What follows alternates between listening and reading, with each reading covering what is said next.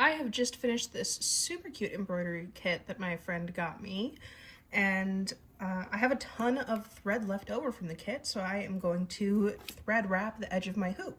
I've already gone ahead and centered and lined up my design as, as best as I could, and then gone ahead and tightened it really, really tight.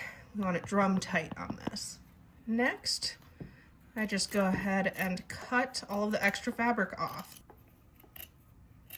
This cross stitch was actually done using 3 strands of embroidery floss. So the first thing I'm going to do is take my separated out 3 strands and separate it even further down into 2 strands. I'm just going to take my 2 strands of embroidery floss and thread them onto this sharp needle. And starting just at the top here on the back, I'm actually going to go ahead and tie a knot into the cross stitch itself because I can reach that.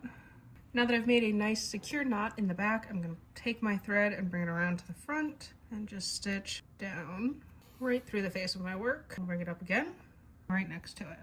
I just continue in the same way until I run out of thread. After I finish my first color, I simply knot it on the back of my piece and pull the thread through the rest of my stitches. I grab my next color and separate it out into the 2 and 1 strand again, just like how I separated out the last one.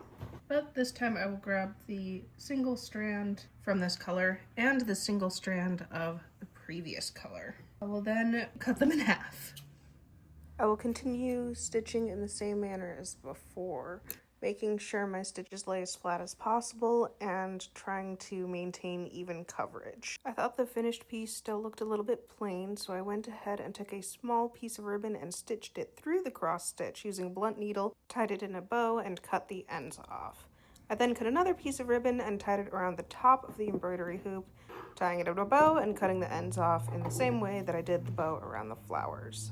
I think it turned out super cute and that this is a great way to customize mini embroidery kits.